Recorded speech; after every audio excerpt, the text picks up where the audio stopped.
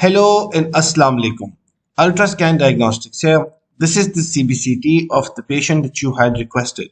The area of interest is the upper left second premolar region. On the 3D rendering, it is very visible that the upper left first premolar is rotated distally, and it can be seen here. But we do have sufficient space on the 3D rendering. We've got a broken down root with no crown structure. The root is approximately 2 millimeters above the crest of the bone. We don't see any major periapical radiolucencies or any pathologies associated with this tooth. On the panoramic view, we can see that this is a root canal treated tooth with a minimal periapical radiolucency or a hypertense area.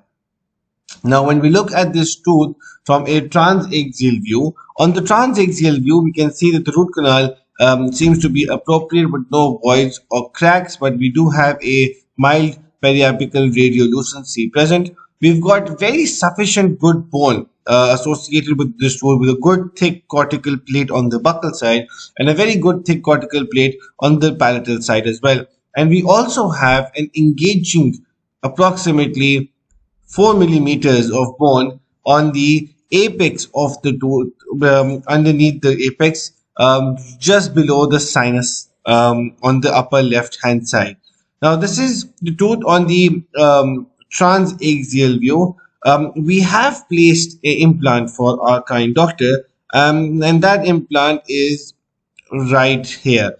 Now, according to ideal circumstances, if this is an implant which will be placed after the extraction of the root and bone grafting, so a 4 millimeter and a 13 millimeter implant with 4 millimeters of diameter and a 13 millimeters of length is ideal in this scenario.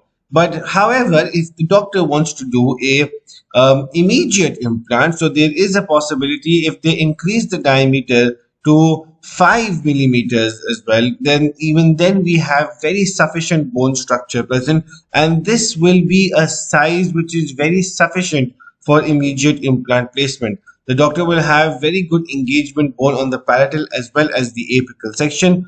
And if we look at on the 3D rendering, we can see we've got the implant is in and we cannot see any implant thread exposure. So this is a very classical example that the implant, if placed at this angle, even a 5 millimeter implant will be sufficient.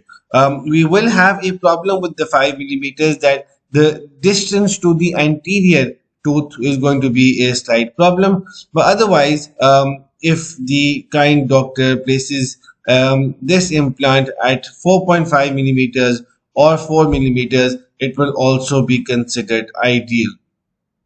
Now, this is the tooth situation. This is where the crown is. We will be sharing this implant report as well. If you look at it from an axial point of view, a 4 millimeter diameter implant will be very center of the ridge. If we increase it to 4.5, that will also be very ideal.